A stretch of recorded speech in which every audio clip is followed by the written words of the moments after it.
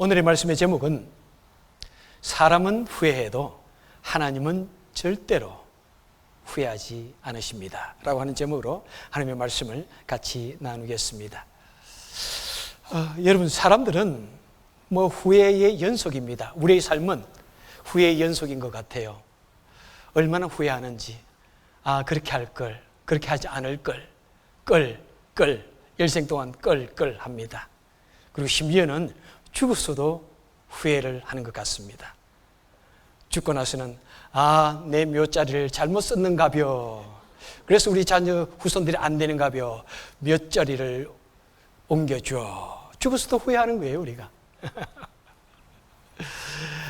얼마 전에 한국 MBC에서 우리 사람들이 죽기 전에 후회하는 것을 쭉 이렇게 설문조사를 했습니다. 그래서 여러분들 같이 한번 보도록 하겠습니다. 자, 내 인생에서 후회하는 것들. 남자들이 어떤 것을 후회하느냐면은 주로 40대까지, 50대까지 보니까 공부 좀 할 걸. 공부 좀 할 걸. 여러분 그렇습니까? 매일 공부 안 한 것이 상당히 후회될 수도 있습니다. 그죠? 공부 좀 할 걸. 예. 그 다음에 이제 주로 많은 것이 뭐냐면은 그 여자 잡을 걸.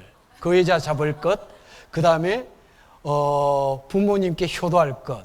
또 아내에게 못할 짓 한 것. 그 다음에 여기 70대 보시는 방법을 좀 내가 설명을 드려야 되는데, 자, 연령순별로 쭉 이렇게 설문조사를 다 했어요. 그래서 50대에는 누가 가장 무엇을 후회하느냐면, 첫 번째로 후회하는 것이 공부할 걸, 두 번째로 급 없이 돈 날린 것, 3번 아내에게 못할 짓 한 것, 이렇게 해요. 그러니까 여러분 한번 보십시오. 30대까지는 별로 신경 안 써도 될 것 같아. 앞으로 좀 잘하면 되니까. 그죠? 자, 그런데 여기에 보면은 70대는 노후자금 좀 모아둘 걸, 60대는 술 좀 줄일 것. 그러니까 우리가 참 공부 좀 할 것이 상당히 많은 것 같아. 나이가 들었어도 보세요. 60대에 배우고 싶었는데. 예. 그 다음에 이제 전혀 나이가 들었을 때는 애들 공부를 좀 더 시킬 것. 자신이 공부하지 못한 것을 자녀에게 이렇게 투영하는 것을 보게 됩니다. 이것은 우리 한국 사회에만 있을 수 있는 그런 가슴 아픈 현상인 것 같아요. 너무나 학벌 제일주의에 빠져 있다 보니까 죽을 때까지 그런 것에 대해서 아쉬움이 있는 것 같습니다. 여러분은 어떤 것이 있습니까? 40대 분들, 그 다음 50대 분들, 참 50대 인생 대축 산 것, 그죠? 60대 노는 것 좀 배워둘 것, 취미생활 좀 할 것, 이런 것도 중요하답니다, 여러분. 좀 잘 이것을 기준해가지고 잘 한번 해보시기 바랍니다. 그 다음에 여자분들이 어떤 것을 가지고 있는가. 자, 내 인생에 여자분들이 하는데 역시 공부 좀 할 걸. 예, 맞네요. 예. 그 다음에 50대 애들 교육 좀 신경 좀 쓸 것. 그런데 여자분들은 좀 독특한 후회가 있습니다. 자, 여기 보니까 40대 결혼 잘못한 것. 이 남자랑 30대 이 남자랑 결혼한 것. 남자들은 그런 후회가 없었는데 왜 이런 것이 나오는지 몰라요. 50대도 결혼 잘못했다 그러고 60대 돈 좀 모아놓고 이 집안에 시집 온 것. 이야, 참 슬픈 일입니다. 70대. 그 다음에 이 모든 후회 중에서 가장 쓸데없는 그 후회가 무엇입니까? 여기에 먼저 간 남편에게 잘해줄 걸. 이거야말로 정말 쓸데없는 거예요. 그죠? 돌아가셨는데 뭘 잘해줘요. 그죠? 살아있을 때 잘해주세요, 여러분들. 정말입니다. 있을 때 잘해주십시오. 자, 참 평생 고생당한 이런 것 가슴이 참 아플 것 같아요. 그죠? 예. 그 다음에 돈 좀 잘 굴릴 것. 그 다음에 남편 바가지 긁은 것도 있네요. 오케이, 여러분. 자, 감사합니다. 좀 이런 것을 마음속에 새기면서 나는 좀 이런 것을 하지 않아야 되겠다 생각하시면 될 것 같습니다.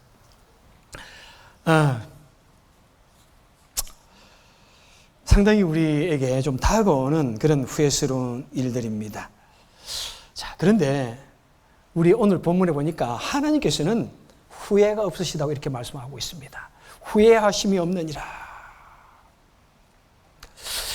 그런데 여러분, 우리가 성경을 읽으면 정말 하나님이 후회를 안 하십니까? 성경에 보면은 우리 하나님께서 후회하시는 것이 몇 번 나옵니다. 창세기 6장 6절에 보니까 땅 위에 사람 지으셨음을 한탄하시고, 그죠? 근심하셨다고 말씀하고 있습니다. 아, 내가 왜 사람을 지어가지고, 창조해가지고, 이렇지? 그 다음에 사무엘상 15장에 보니까 하나님께서 내가 사울을 왕으로 세운 것을 후회하신다고 이렇게 말씀하고 있습니다. 자, 이런 후회는 무엇입니까? 여러분, 이것은 잘 이해를 해야 됩니다. 이것은 신인동형론이라고 인간적인 표현을 의미합니다. 사람이 하나님을 잘 이해할 수 있도록 하나님과 사람의 마음을 동일시한 하나의 표현 방법이라는 것입니다. 그래서 하나님의 슬픔과 또 분노와 그런 감정들을 인간이 잘 이해할 수 있도록 그 사람의 관점에서 표현한 것입니다. 그 실제로 하나님이 아이고 정말 내가 이거 왜 이렇게 안 할 걸 하는 그런 것이 아니라는 사실을 기억해 주시기 바랍니다. 자, 오늘 본문에 보니까 오늘 본문 내용은 뭐냐면은, 자, 지난 시간에도 말씀을 나눴지만은 하나님께서 이스라엘을 택하셨는데 이스라엘이 하나님의 택한 백성으로서 실패를 했습니다. 그러면은 사도 바울이 묻습니다. 하나님께서 이스라엘 백성들을 하나님의 백성으로 부르신 것을 후회하시는가? 그렇게 말씀하시면서 사도 바울은 말합니다. 아니다. 후회하는 것이 아니다. 하나님은 이스라엘이 실패를 해도 결코 이스라엘을 택한 백성으로 부른 것을 후회하지 않으신다. 자, 그러면 왜 후회하지 않으신가를 길게 사실은 11장 초반부터 상당히 마지막 부분까지 길게 설명을 하고 있습니다. 그것을 이제 성경 구절을 좀 찾아가면서 같이 공부하도록 하겠습니다. 자, 왜 하나님께서는 이스라엘을 선민으로 부르신 것을 후회하지 않으시는가? 자, 첫째는 뭐냐면은 실패를 성공으로 만나시는 하나님의 섭리 때문에 후회하지 않으시는 것입니다. 자, 11장 11절과 12절 한번 보도록 하겠습니다. 다 같이 한번 보겠습니다. 시작. 저희의 넘어짐으로 구원이 이방인에게 이르렀도다. 저희의 넘어짐이 세상의 부요함이 되며 저희의 실패가 이방인의 부요함이 되었기 때문이다. 이렇게 말씀하고 있습니다. 자, 이스라엘 백성들이 하나님의 선민으로서 실패를 했지만은 하나님께서는 그 이스라엘의 그 실패를 오히려 그것을 성공으로 만드셨다는 것입니다. 오히려 이스라엘의 실패를 통해서 모든 인류, 이방인들에게 복음이 들어가게 하시고 모든 인류를 구원하시는 그 놀라운 사건으로 만드셨다는 것입니다. 바로 몇 주 전에 같이 나눈 말씀입니다. 실패를 성공으로 바꾸시는 하나님의 섭리에서 같이 나누었습니다. 사람의 눈으로 볼 때 이스라엘이 실패한 것 같습니다. 왜 하나님께서 하필이면 그 이스라엘 백성들을 택해가지고 그래 이렇게 한탄할 것 같기도 합니다. 그런데 그것은 결코 실패한 것이 아니라는 것입니다. 오히려 그 실패를 통해서 복음이 다른 이방인들에게 너무 쉽게 들어갈 수 있는 그런 모멘텀을 만들었다는 것입니다. 그래서 오히려 더 잘 온 인류를 하나님의 백성으로 만들 수 있는 그런 계기가 더 잘 만들어졌다는 것입니다. 그렇습니다, 여러분. 때로는 우리 삶이 실패하는 것 같기도 해요. 내가 참 잘못 살아왔구나. 내가 어떤 일을 하는데 참 내가 너무나 잘못했구나. 왜 이렇게 일이 안 풀릴까? 이런 실패를 할 것 같기도 하지만은 여러분, 우리 하나님께서는 실패를 실패로 끝내지 않는다는 사실을 꼭 기억하시길 바랍니다.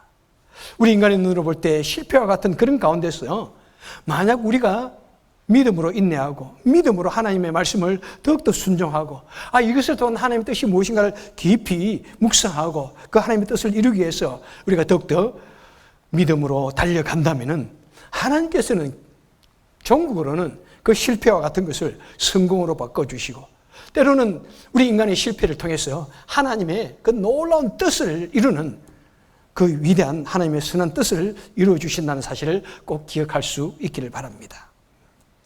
자, 그러면 두 번째, 왜 하나님께서는 후회하지 않는다고 말씀하시는가? 두 번째 이유는 그의 백성을 포기하지 않으시는 하나님의 사랑 때문에 후회하지 않으시는 것입니다. 자, 11장 25절과 26절에서 말씀합니다. 이방인의 충만한 수가 들어오기까지 이스라엘의 들은 완악하게 되었다. 그리고 그 이후에 온 이스라엘이 구원을 얻을 것이다. 자, 이스라엘이 하나님을 배반함으로 말미암아 모든 이방인들이 구원을 얻게 되어지고 그 이방인들이 다 충만한 숫자가 차게 되면은 그때 온 이스라엘이 구원을 얻게 된다. 이렇게 말씀을 하고 있습니다. 자, 하나님께서는 이스라엘이 실패를 했기 때문에 그 이스라엘 버려두시는가? 그리고 그냥 후회하시면서 팽개쳐 버리시는가? 그것이 아니라는 것입니다.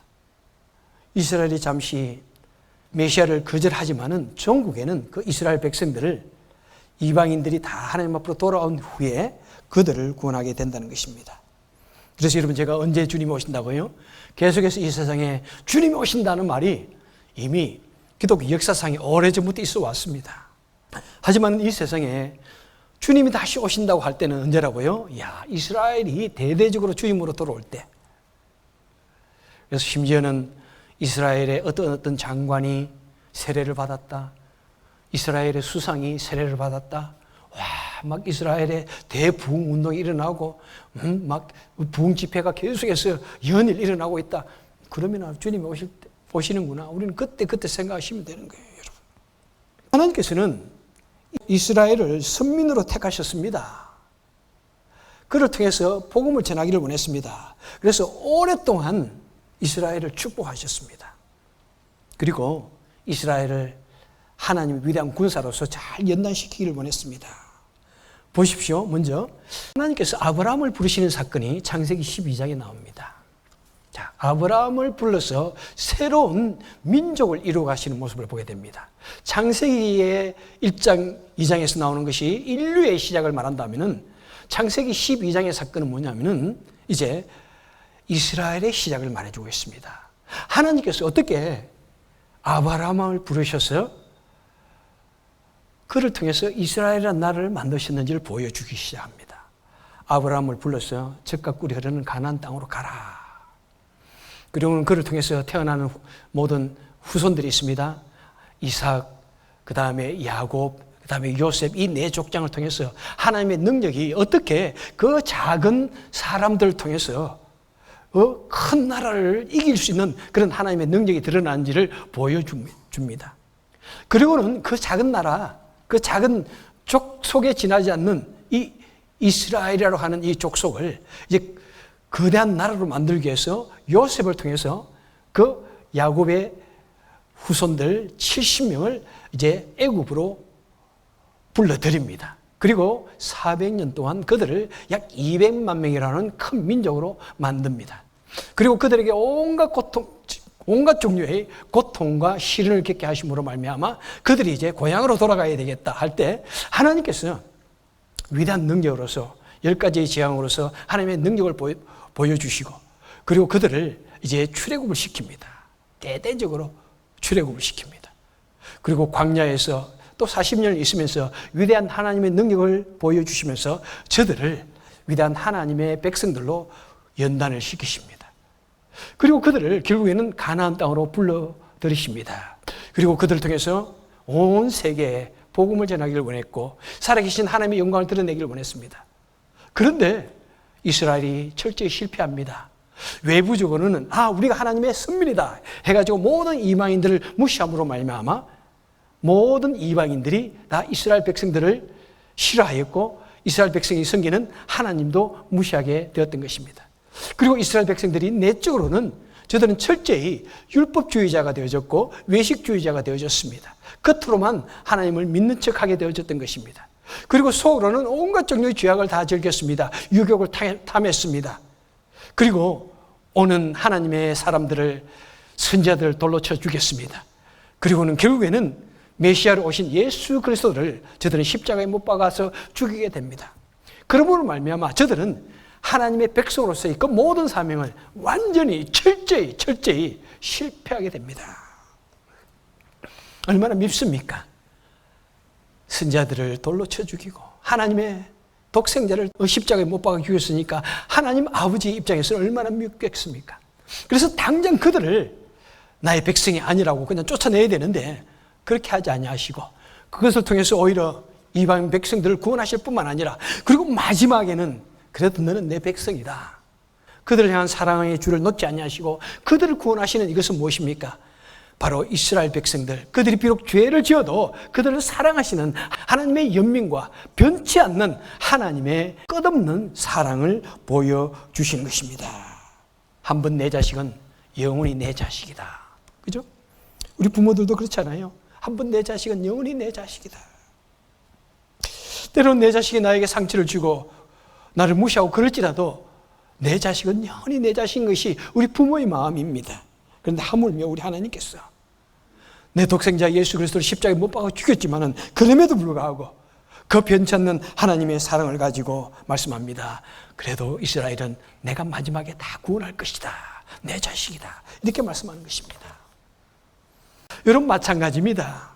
우리 모두는 다 누가 우리를 부르셨습니까? 하나님께서 우리를 부르셨습니다. 우리는 하나님의 택한 백성입니다. 구약에서 이스라엘 하나님의 선민이라면 이제 신약시대에는 교회가 하나님을 믿는 성도가 하나님의 택한 백성이 제2의 영적인 이스라엘이라고 말씀하고 있습니다. 그런데 우리도 하나님의 자녀이고 하나님의 택한 백성이지만 때로는 우리도 실패합니다. 하나님을 믿는 사람들이 얼마나 부끄러운지요. 하나님 한국에서 여러 교회들이 정말 훌륭하다는 그 목사들이 부끄러운 일을 행하는 걸 볼 때 얼마나 우리 하나님이 가슴이 아파하실까요? 얼마나 그로 인해서 하나님의 영광을 가리는지요. 그리고 우리가 저와 여러분이 얼마나 우리는 시시때때로 하나님을 믿는다고 하면서 주님을 다시 십자가에 못 박고 주님의 가슴을 아프게 하는 일이 얼마나 많은지요. 얼마나 내가 목사라고 하면서 내가 어떤 교회의 지도자라고 하면서 다른 사람에게 주님의 이름을 부끄럽게 하는지요. 그래도 주님께서 말씀합니다. 야, 내가 못나도 그래도 넌 내 자식이다. 내가 너를 부른 그 은사와 그 부르심은 내가 후회하지 않겠다. 이렇게 말씀하고 있는 것입니다. 여러분, 우리는 하나님의 자녀로 부르심을 받았습니다. 우리에게 얼마나 많은 것을 선물로 주셨는지요. 얼마나 많은 축복을 우리에게 주셨는지요. 하나님을 믿을 수 있는 이 은혜를 주셨습니다. 놀랍지 않습니까? 우리는 얼마나 의심이 많고 우리 나름대로는 여러 가지 과학적인 머리를 가지고 하나님을 판단하려고 합니다. 그런데 우리 마음속에 마음으로부터 하나님을 믿을 수 있는 이 마음을 주신 것이 은혜 중에 은혜이지 않습니까, 여러분? 하나님을 믿을 수 있는 믿음을 주셨습니다. 우리에게 영생을 주셨고요, 교회를 주셨고요, 직분을 주셔서 우리를 섬길 수 있도록 해 주셨습니다. 얼마나 감사한지요. 수많은 축복들을 우리 삶의 순간순간에 우리의 필요함을 채워주시고 우리에게 은혜로 채워주시고 무엇보다도 독생자 예수 그리스도를 우리에게 주셔서 누구든지 그를 믿는 자마다 멸망치 않고 영생을 얻게 하시는 이 놀라운 축복을 주셨습니다. 그럼에도 불구하고 우리가 살아계신 하나님으로 말미암아 놀라운 믿음의 고백이 있고 감사가 있고 야, 내가 어떻게 구원함을 입을 수 있단 말인가, 그런 감격이 있음에도 불구하고 우리는 타임 투 타임 시시때때로 주님을 십자가에 못 박습니다. 주님을 무시합니다. 주님을 뒷전에 밀어내 놓습니다. 무엇보다도 하나님의 나라와 그의 영광을 위해서, 주의 영광을 위해서 살라고 했는데 우리는 먼저 이 세상 것을 추구하며 삽니다. 먼저 내 욕심을 추구하며 삽니다. 이 땅에 살면서 증인으로의 삶을 살라고 그랬는데 증인으로서의 삶을 사는 것이 아니라 오히려 주님의 얼굴을 부끄럽게 만드는 그런 삶을 살 때가 얼마나 많은지요. 그럴 때 우리 주님께서 말씀하십니다. 야, 정말 내가 못났구나, 야. 못났구나, 야. 그렇게 말씀을 하시지만은, 그래도 내가 너를 버리지는 않겠다. 이렇게 말씀하시는 것입니다. 우리가 못난 짓을 해도 그럼에도 불구하고 내가 너를 괜히 불렀다. 내가 너를 괜히 자녀로 삼았다. 내가 너를 괜히 목사로 세웠고 내가 너를 괜히 교회 직분자로 세웠다. 이렇게 말씀하는 것이 아니라 야, 그래도 내가 너를 부른 것도 후회하지 않는다. 조금만 더 열심히 내어라. 이렇게 말씀하시는 것입니다. 여러분, 우리는 곧잘 그렇게 말합니다. 같이 살아가면서 툭탁툭탁 살면서 아이고, 이 왼수 내가 왜 너를 내 남편으로 만들었을까? 아이고, 이 왼수 내가 왜 내 아내가 돼가지고 이럴 걸 저럴 걸, 아까 우리 보한 것처럼 내가 이 집에 시집 온 것을 후회한다 뭐 이러고, 그죠? 우리 사람은 그렇지만 우리 하나님은 결단코 우리를 하나님의 자녀로 부르신 것을 후회하지 않는다고 말씀하고 있습니다. 여러 가지 시련을 통해서 우리로 하여금 더욱더 하나님 닮아가게 하시고, 더욱더 우리 마음속에 예수 그리스도의 형상을 만들어 가시고, 더욱더 우리를 잘 다듬어 가지고 바르게 세우시기 원하시고, 우리를 통해서 하나님의 그 뜻을 이루어 가시길 원하시는 것입니다. 만약 우리가 미우면 하나님 어떻게 하셨어요? 그래 나 때려쳐라, 내가 직접적으로 일을 하겠다. 하나님이 그렇게 하시는데 그렇게 하지 않으신다는 것입니다. 네가 좀 부족해도 내가 너를 통해서 하나님 나라를 이루고 가겠다. 내가 너를 통해서 누구 영혼을 구원하겠다. 내가 너를 통해서 선교 사역도 하고 전도하고 영혼을 구원하고 이 교회를 든든히 서가겠다. 이렇게 말씀하고 있는 것입니다. 여러분, 그래서 우리는 이 땅을 살아가면서 그냥 실패했다가 또 하나님 앞에 나와서 회개했다가 또 좀 낮아졌다가 또 하나님께 용서를 구했다가 그러면서 조금씩 그 영원한 나라 하나님의 뜻을 이루기 위해서 살아가는 것입니다. 여러분, 우리 인생들이 우리 삶 속에서 많은 후회를 하고 살아가지만은 이 후회가 다 나쁜 것만은 아닙니다. 그죠? 우리는 우리의 후회를 통해서 자신을 돌아봅니다. 내가 좀 그렇지 않았어야 되는데 내가 앞으로는 그렇지 안 해야 되겠다. 그래서 내 자신의 발전을 가져옵니다. 그런데 쓸데없는 후회는 하지 맙시다. 먼저 간 그 남편에게 내가 잘해줄 걸 지금 남아있는 사람들에게 잘하세요.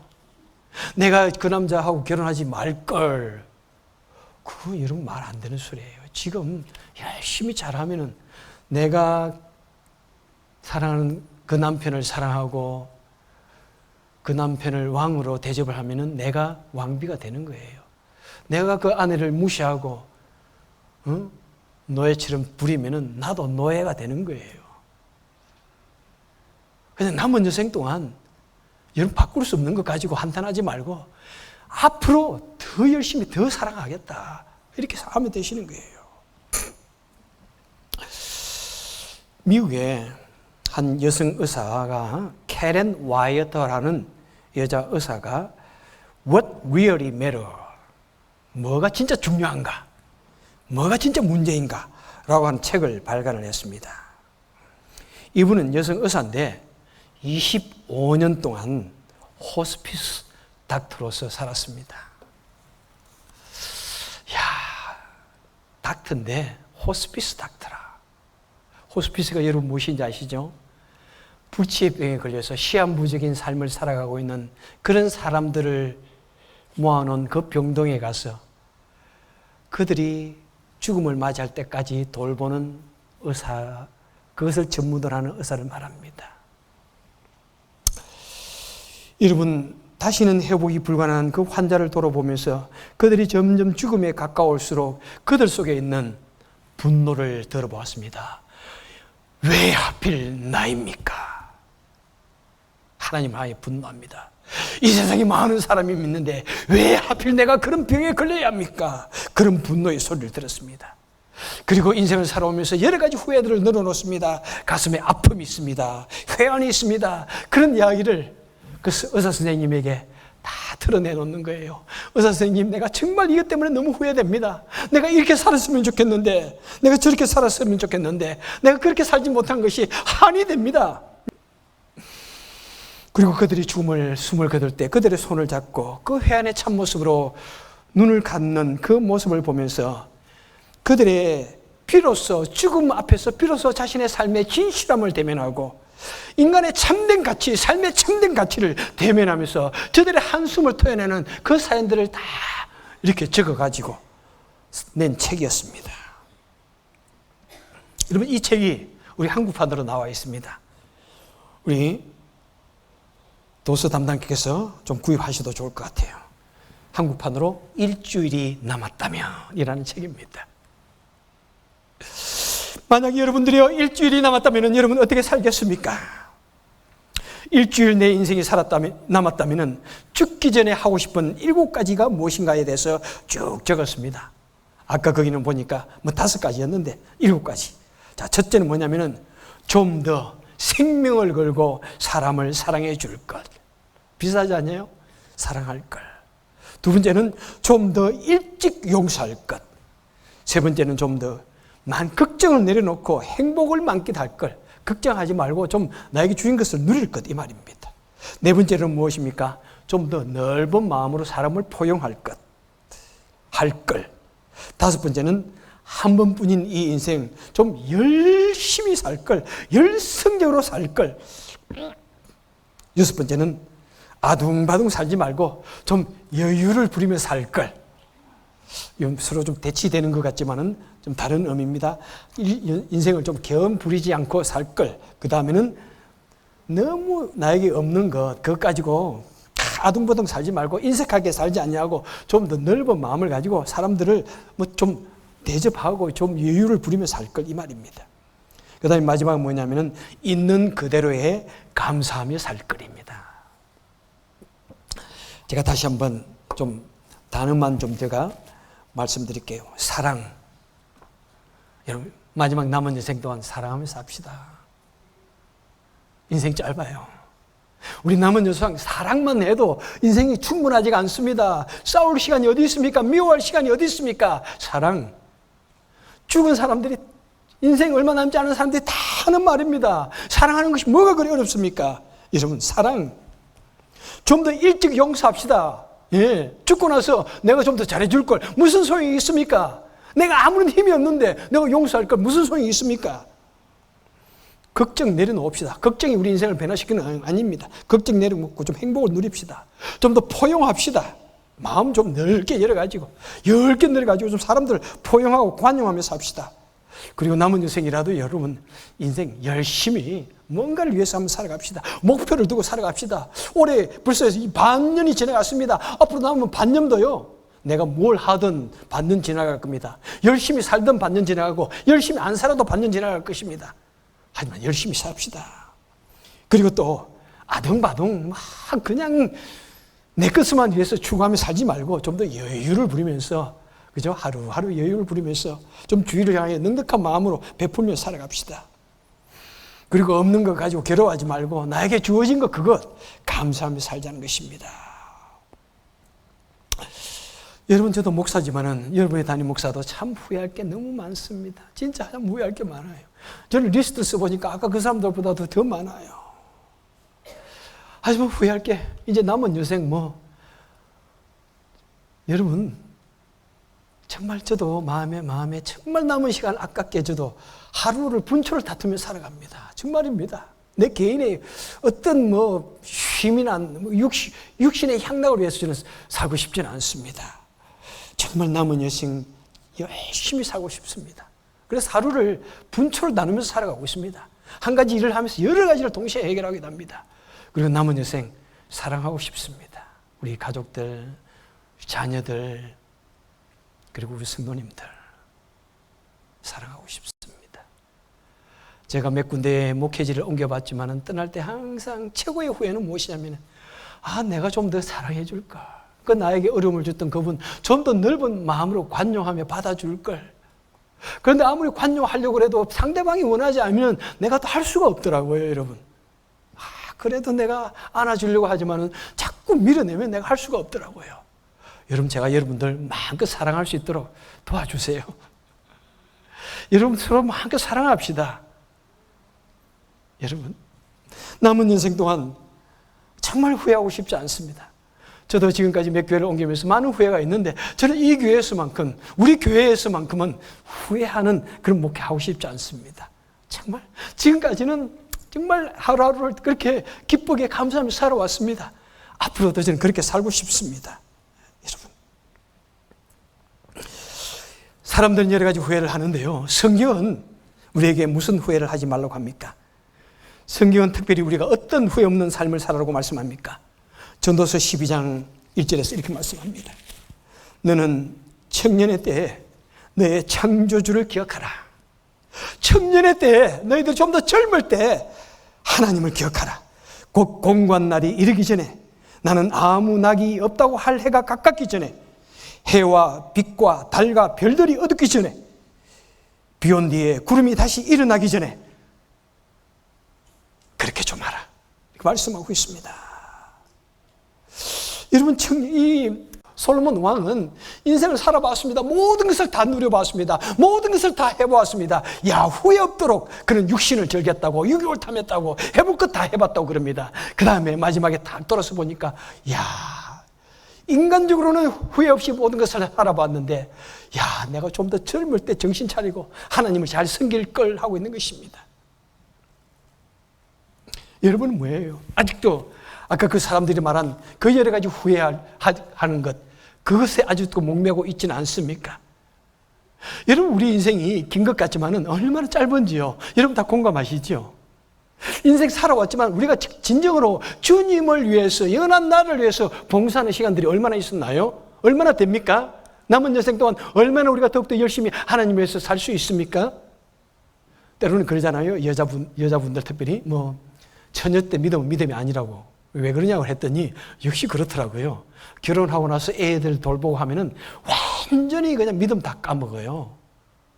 이전에 섬기던 교회에서는 유아실이 이 눈에 다 보여요. 설교를 하면서 유아실에 보면은 설교 듣는 사람 아무도 없어. 내가 보니까 애들 돌보느라 정신이 없고 옆에 있는 사람하고 이야기하고 유아실에서 평생을 보내는 사람도 있더라고. 그래서 그렇구나. 여자분들이 아기 낳으면은, 아기 키우면은 믿음이 뚝뚝 떨어질 수 있겠구나. 많지가 않구나. 그럼에도 불구하고 아이를 돌보면서 최선을 다해서 신앙생활하는 거 보면 얼마나 놀랍고 감사한지요. 자, 그러면서 우리가 여러분 살아가면서 회사생활, 사회생활 해보십시오. 얼마나 바쁜지요. 여러분 회사 딱 마치고 이제 저녁 5시 되면 딱 마치고 집에 돌아오는 분 계십니까? 여기에 일하시고 집에 돌아오면 또 얼마나 할 것이 많은지요. 얼마나 바쁜지요. 그러면 일하고 나서는 피곤하면 피곤해서 못 살아. 그죠? 얼마나 일주일 동안 바쁘게 살다가 하루 정도는 쉬고 싶은데, 하루 정도는 내 일 좀 하고 싶은데, 그 다음에 나이가 점점 들어가요, 여러분. 그러면 나이가 들어가면 들어가는 대로 할 일이 많습니다. 그리고 은퇴합시다. 오케이, 은퇴하면 일을 할 것 같아요. 그런데 은퇴하면 일할 것 같아요? 이제 손주들 돌봐야 돼. 엄마 와서 우리 애기 좀 돌봐줘. 애기 좀 봐줘. 얼마나 또 손주 돌봐야 할 일이 많은지요, 여러분. 그래, 이제 손주들도 어느 정도 자라고 나면 괜찮나요? 그 다음부터 힘이 없어 못해요. 힘이 없어 못해요. 우리 인생이 아무리 힘들고 바쁠지라도 여러분, 우리 인생 후회하지 않도록 하나님 앞에 상급을 쌓아놓고 정말 우리 하나님을 믿는다면 시간을 쪼개어서, 시간을 내어서 최선을 다해서 정말 주님을 섬기고 예배하는 우리가 되어야 할 것입니다. 말씀을 맺도록 하겠습니다. 하나님은 우리를 부르셨습니다. 하나님의 자녀로 부르셨습니다. 여러 가지 직분을 우리에게 주셨습니다. 여러 가지 사명을 우리에게 주셨습니다. 여러 가지 일을 감당하도록 우리에게 주셨습니다. 때로는 우리가 그 일을 감당하지 못해도 하나님은 우리를 부르신 것을 후회하지 않으십니다. 때로는 우리에게 맡겨주신 그 일을 크게 성공하지 못하고 실패해도 하나님은 후회하지 않으십니다. 하나님은 우리의 실패로 버려두지 아니하고 포기하지 않으십니다. 그래서 우리는 우리 실패와 같은 그런 삶 속에서 끊임없이 주님을 섬겨야 됩니다. 끊임없이 우리는 포기하지 않고 주님께 매달려야 됩니다. 우리가 포기하지 않으면 하나님 포기하지 않으세요. 그런데 안타깝게도 우리가 포기해버리면 하나님도 어쩔 수가 없습니다. 우리가 하나님을 밀어내면 어쩔 수가 없는 거예요, 여러분. 어쩔 수가 없는 거예요. 그래서 때로는 어려움을 당할지라도 우리 절대로 주님을 믿는 믿음으로 우리 포기하지 맙시다. 갈라디아서 6장 9절에서 말씀합니다. 우리가 선을 행하되 낙심하지 말지니 포기하지 아니하면 때가 이름에 거두리라. 때로는 어떤 일을 할 때, 때로는 우리가 어떤 주님께서 맡겨주신 사명, 또는 우리가 어떤 일을 할 때 이게 잘 안 되는 것 같지만 쉽게 포기하지 마시오. 우리가 먼저 포기해요. 가만히 보면 먼저 포기해요. 때로는 그것이 하나의 연단이요, 어떤 과정이요, 주님께서는 어떤 축복을 예배하고 계시는데 먼저 포기하면 결코 하나님의 예배하신 축복을 이룰 수 없습니다. 요한복음 13장 1절에서 말씀하십니다. 하나님께서 세상에 있는 자기 사람들을 사랑하시되 언제까지요? 끝까지 사랑하시느니라. 하나님께서 세상에 있는 자신의 백성들을 사랑하시되 끝까지 사랑하시느니라고 말씀하고 있습니다. 여러분 이 말씀을 붙드시기를 바랍니다. 그래서 여러분 우리는 담대해야 할 것입니다. 어떤 시련과 아픔 속에서도 절망 속에서도 때는 내 자신이 참 못났다고 그런 느껴지는 그런 좌절감 속에서도 여러분 담대합시다. 믿음으로 이겨냅시다. 때로는 힘든 일을 만나도 나를 사랑하신 그 하나님을 믿으시길 바랍니다. 언젠가는 이 모든 시련을 통해서 하나님의 큰 뜻을 이루고 이 모든 일을, 이 모든 아픔을 통해서 위대한 하나님의 능력을 이루어 가실 것을 여러분 믿으시길 바랍니다. 그래서 우리도 끝까지 포기하지 말고 하나님께서 예비하신 그 축복을 마음껏 이루어 가시고 최선을 다해서 하나님의 뜻을 이루어 드리는 저와 여러분 되시기를 주님의 이름으로 축원해 드립니다. 기도하겠습니다.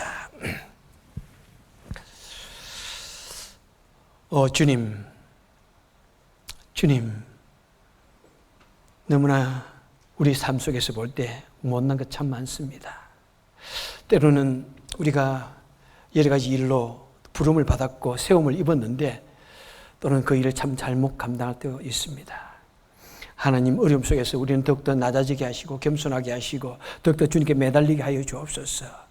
그리고 나를 불러주신 그 하나님 부끄럽지 아니하도록 최선을 다해서 주님을 기쁘시게 만드는 우리가 될 수 있도록 도와주시고 언제나 나를 사랑하여 주시고 나를 돌보아 주시는 그 하나님을 말미암아 담대하게 승리할 수 있는 우리가 되게 하여 주옵소서. 예수님 이름으로 간절히 기도합나이다. 아멘.